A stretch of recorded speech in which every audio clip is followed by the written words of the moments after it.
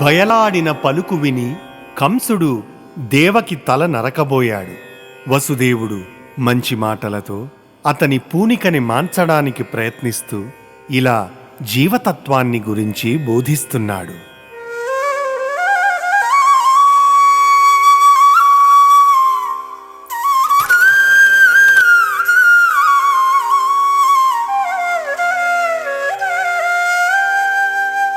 మేని తోడని పుట్టు మృత్యువు జనులకు ఎల్లినేడైన నూరేండ్లకైనా తెల్లంబు మృత్యువు దేహంబు పంచతనంద కర్మానుగుడై శరీరి మారు దేహమునూది మరి తొంటి దేహంబు పాయును తన పూర్వభాగమెత్తి వేరొంటిపై పెట్టి వెనుక భాగం బెత్తి గమనించు తృణజలూకయును బోలే వెంటవచ్చు కర్మ విసరంబు మునుమేలుగన్న వేళ నరుడు కన్న విన్న తలపబడిన కార్యతంత్రంబు కలలోన పాడి తోడ కానబడిన ఎట్లు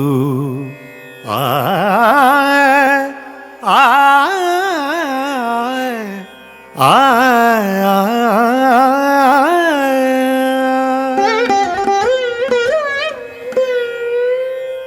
బావా, జనాలు పుట్టినప్పుడే చనిపోవడం అనేది ఉంటుంది. అది నేడు కావచ్చు, రేపు కావచ్చు, 100 ఏండ్లకైనా కావచ్చు. 5 భూతాల కలయికగా ఏర్పడిన దేహం మళ్ళీ 5 భూతాలుగా విడిపోతుంది. దానినే చావు అంటారు. అయితే దేహం చస్తుంది గాని దేహంలో ఉన్న జీవుడు చావడు. మరొక దేహాన్ని చూచుకుని ప్రవేశిస్తాడు. కాలువలో, నీటిలో గడ్డి మొక్కలు ఉంటాయి. జలగా ఒక పరకను ఆధారం చేసుకుని తిరుగుతూ ఉంటుంది. మరొక పరక మీద తన దేహాన్ని పోనిచ్చి పట్టు చిక్కించుకుని వెనుక పరకను వదిలివెట్టి వేస్తుంది. ఇటువంటి తృణజలూకా న్యాయాన్ని గమనిస్తే చావు పుట్టుకలు అంటే ఏమిటో అర్థమవుతుంది. జీవునితో పాటు కర్మవాసనలు వెంటనంటి ఉంటాయి. పూర్వజన్మ కార్యవిశేషాలన్నీ తరువాతి జన్మలో కలలోని దృశ్యాలలాగా కానవస్తూ ఉంటాయి.